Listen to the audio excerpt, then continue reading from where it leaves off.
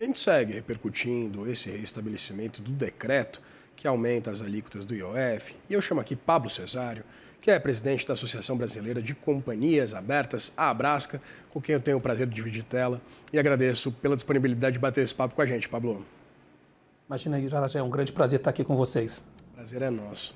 Pablo, eu queria começar pensando, eu sei que tem especificidades, né, bastante claras, dependendo do setor, mas do ponto de vista mais generalista, qual deve ser o impacto das empresas listadas no mercado de capitais, na B3, notadamente, a partir dessa decisão do ministro Alexandre de Moraes de chancelar, de dar né, guarida para esse decreto do governo, mesmo que sem aquele trechinho lá que envolvia a incidência do IOF sobre o risco sacado, que a gente sabe é um alívio gigantesco para as varejistas listadas, né?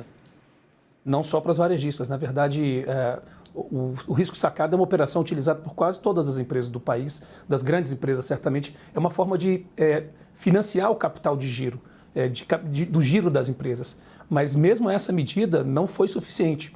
Ainda existe um outro mecanismo que não foi por uma razão que a gente ainda não consegue entender, que é os FDICs. Muitas empresas utilizam o risco sacado, outros os fundos de investimento em direitos creditórios. E essa foi uma das medidas que cresceu depois que o risco sacado acabou sendo tributado. Ele continua sendo tributado e a gente nem sabe por quê. Porque, no fundo, o argumento para que o risco sacado deixasse de ser tributado era que ele não havia uma previsão legal para essa tributação e tampouco há uma previsão legal para os FDICs, como a gente chama. Então, a gente não tem nem ideia do porquê isso aconteceu, mas, inclusive, a Brasca deve entrar também com um pedido de amicus curiae para pedir não só que os FDICs sejam tratados dessa forma, mas também para a gente tratar com outro problema ainda maior, que é, na verdade, a decisão do ministro foi que a gente tem que pagar os impostos desde o início, como se nada tivesse acontecido. E, honestamente, a gente vive hoje uma insegurança jurídica porque não sabe como pagar esses impostos. Ou se a gente tem que pagar multa, né? Porque, de fato, é como se nada tivesse acontecido e a partir de agora a gente tem que pagar juros de mora, temos que pagar multas, nós não sabemos. Então, mais do que o efeito que é óbvio, né, de aumento de tributação sobre toda a sociedade, nós estamos falando de 20 bilhões em 25, 25 bilhões, 20,5 bilhões em 25, 40 bilhões em 26 previstos, mas veja, em um mês, menos de um mês, esse tributo arrecadou muito mais do que o previsto, os 2 bilhões e meio. Acho que já o mais importante aqui é que houve um aumento de tributos sobre toda a sociedade, que vai refletir em todas as pessoas. Aqui, mais uma vez, o Estado tirando o dinheiro da sociedade para supostamente, de maneira imperfeita, devolver em serviços, mas a realidade é que é um grande aumento de tributo. A Abrasca e todas as entidades empresariais são contra, porque isso tem um efeito na vida das pessoas, né? Isso chega lá no pãozinho. A gente ouviu muitas vezes falando assim, mas o IOF... câmbio não tem importância. Tem, se você come pão, alguém importou o trigo para você, alguém vai pagar mais imposto na importação, no câmbio da importação, no financiamento do capital de giro, no investimento. Então, sim, é um efeito que vai cair para todo mundo da sociedade, empresários, consumidores de alto padrão ou mais pobres. No fundo, o que a gente está vendo aqui é um grande aumento de tributação e uma insegurança jurídica realmente muito elevada nesse momento. Pois é, né, Pablo? Até porque com essa decisão, dessa cobrança retroativa, isso causa, inclusive, um movimento de, né, como você diz, incerteza, não se sabe o que, como, o quanto tem que se pagar. E a partir, inclusive, dessa informação trazida pela nossa analista Luísa Martins, né, de que essa decisão do ministro Alexandre de Moraes vai ter que ser analisada também pelo plenário da Corte depois do fim do recesso do judiciário aqui do país, queria entender como as empresas se comportam. A empresa vai fazer um provisionamento, ela vai ter um montante ali destinado agora ao pagamento retroativo do IOF. Se isso não acontecer, se tudo cair, o que as empresas vão fazer nesse momento de incerteza? Qual deve ser o protocolo depois dessa decisão do ministro Alexandre de Moraes? Olha só, formalmente nós temos que pagar impostos desde o dia em que houve o fim da publicação do decreto. Como? Não sabemos ainda. Quanto? Também não, porque não sabemos se temos que pagar multa. E você traz uma perspectiva muito relevante, porque essa é uma decisão que terá que ser referendada pelo plenário. Então, daqui a 2 semanas, pode ser que a gente tenha que refazer ou desfazer tudo de novo. E isso, como é possível imaginar, é muito complicado para empresas que precisam planejar a sua vida financeira, enfim, investimentos, fazer preços. Veja só, imagina bem, esses impostos entraram nos preços. Como é que os bancos ou nós, as empresas, vamos ter que pagar isso agora? Não sabemos como fazer. E podemos ter que desfazer o que fizermos. Pablo, tem um estudo da PwC que mostra que as empresas ali no regime perdão, meu Deus do céu, do lucro real. Não tô bem, né? O papo também, estou me recuperando mais. Não, é um pouco chocante também a notícia.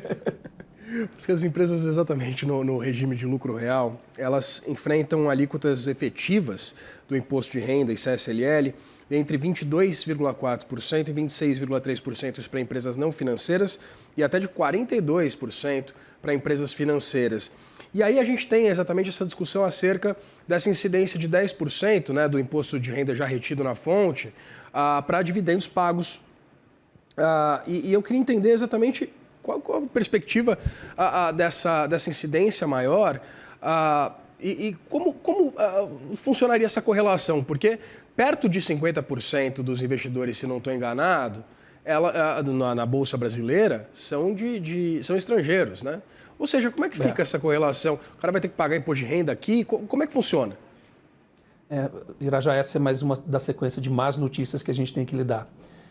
Para você ter uma ideia, hoje 60% dos investimentos na Bolsa Brasileira são de estrangeiros. E um projeto que é importante e que meritório, que é a reforma do imposto de renda, que tenta isentar as pessoas que ganham menos de R$5 mil e aumentar a tributação sobre as pessoas físicas que ganham acima de 60 ou 100 mil reais por ano, que é uma renda bastante alta. Tem ali também um negócio que pareceu bem abaixo do radar, mas que é importantíssimo. Hoje as empresas, como você disse, as empresas do lucro real, que são em geral as grandes empresas, são todas as que estão na Bolsa lá, mas há algumas outras além, pagam alíquotas efetivas de 22%, como você bem disse, até 26%, e bancos chegam até a 40%. Nesse projeto, acabou aparecendo quase não discutido, e é bom que você tenha trazido esse assunto, a tributação de mais 10% para os investidores estrangeiros. Mas veja, então a gente está aumentando a tributação sobre investidores estrangeiros no Brasil.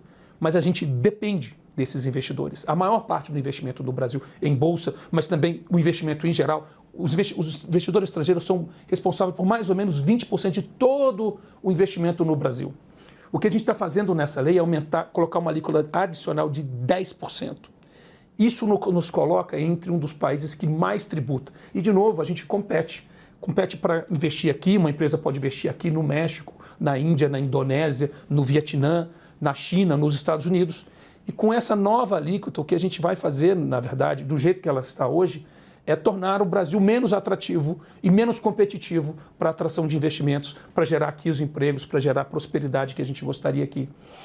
Então, ainda que o projeto de lei, nesse sentido, o projeto de lei de reforma do imposto de renda, ele é valoroso porque resolve uma distorção dos contribuintes que são pessoas físicas, mas cria um problema para a tributação das pessoas jurídicas, dos investidores estrangeiros, que são absolutamente fundamentais no Brasil para gerar emprego e renda aqui.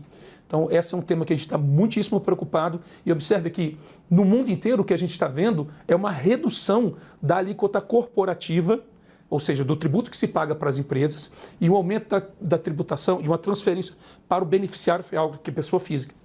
Essa semana, os Estados Unidos reduziu a tarifa corporativa para 13%. Ou seja, no mínimo, nós somos uma empresa que investe aqui paga 22%. E isso é um grande problema de competitividade. Infelizmente, nas últimas 2 semanas, nós já vimos uma reversão dos investimentos da Bolsa, de investidores estrangeiros na Bolsa. A gente perdeu alguns bilhões de investimento nessas últimas 2 semanas, ainda que o fluxo desse ano seja positivo, mas eu temo muito que se esse projeto avançar, tal como ele está na Câmara dos Deputados, a gente veja uma nova fuga de investimentos e uma perda de competitividade para o país. Uma reforma do imposto de renda da pessoa jurídica, das empresas, é necessária, tá, Irajá? Tem várias distorções que precisam ser corrigidas. de justiça e de eficiência dos dois lados. Mas do jeito que está sendo, a gente está fazendo um puxadinho que só faz piorar a obra e, nesse caso, com um efeito de competitividade muito relevante na atração. E se o mercado, tá, Irajá, todo mundo corre atrás de atrair investimento no mundo inteiro e se a gente fica menos atrativo, a gente fica para trás. E a gente já tem como mensurar isso do ponto de vista de números, Pablo, ou não?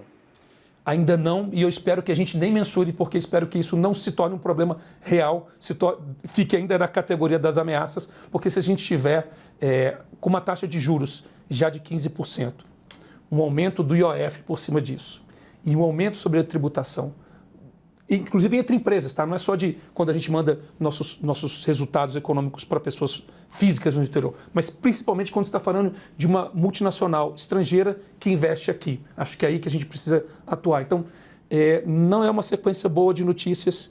Eu espero que elas não se materializem. Do IOF, infelizmente, ela já se materializou. Da renda, eu acho que ainda há tempo de evitar e eu espero não trazer nenhum número de catástrofe para você.